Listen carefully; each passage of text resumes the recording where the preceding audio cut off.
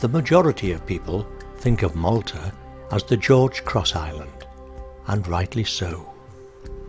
His Majesty King George VI gave the Maltese people this prestigious honour for their valour. They stood side by side with the British in resisting the German bombardment during the Second World War siege of the island. The islands were part of the British Empire at the time, and because of their strategic location in the Mediterranean Sea, the excellent harbour and docks in Valletta were vital to the British war effort.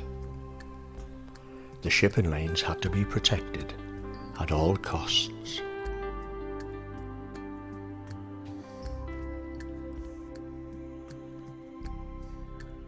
The islands became a republic after gaining independence from Britain in 1964.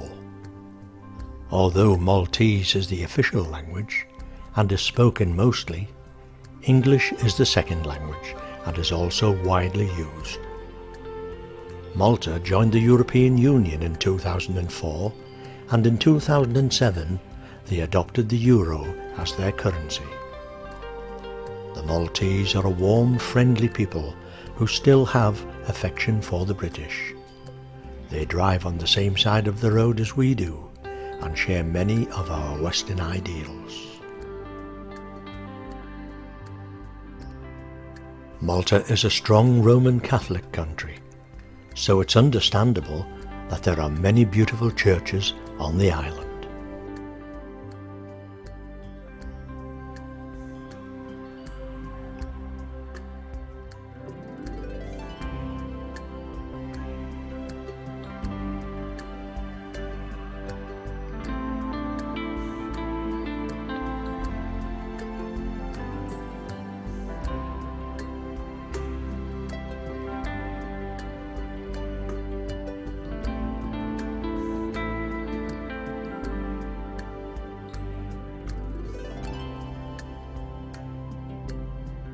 The Rotunda Dome, or more commonly known as the Mosta Dome, stands in the town of Mosta. It is famous because of a miracle that happened during an air raid when a Luftwaffe bomber dropped 3 bombs that struck the dome. 2 bombs bounced off, but one pierced the dome and fell among a congregation of more than 350 people.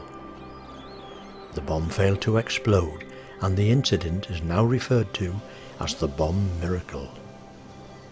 One version of the event states that an examination of the bomb revealed it had been filled with sand instead of an explosive load. A note of greetings was also found inside the bomb. The workers at the Skoda factory in Czechoslovakia, where the bomb was made while under German occupation, had committed this act of sabotage, saving countless lives.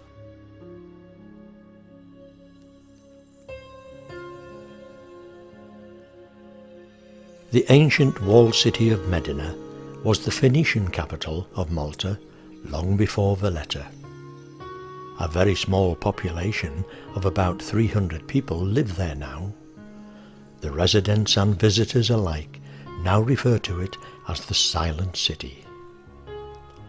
The Medina Gate is the main entrance into the city, where the ancient palaces are now occupied by the residents. Today, the children of Malta visit the old city in school parties or with their parents to learn about the trials and tribulations their ancestors endured on their behalf.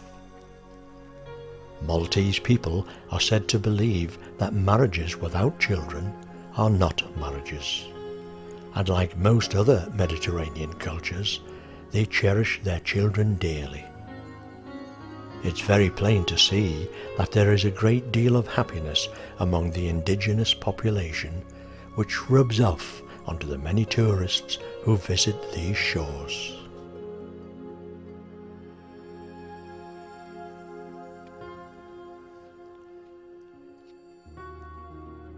Tradition holds that the apostle St. Paul, who was shipwrecked on the island, settled in the walled city. St. Paul's Cathedral stands on the site where St. Publius, the first Bishop of Malta, received St. Paul, following his unplanned arrival. According to the Acts of the Apostles, St. Paul cured Publius's father of dysentery and fever by praying and laying his hands on him. Sick people came from all over the island, and he cured them too.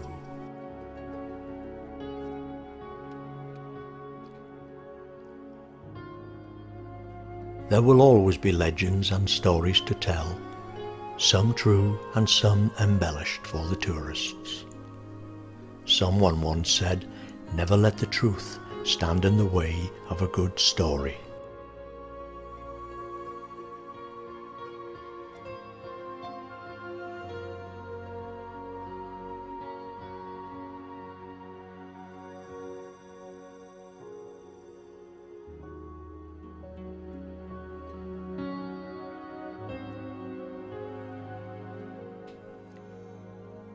Plenty of historical evidence relating to the occupations by the various conquerors still remain on the islands.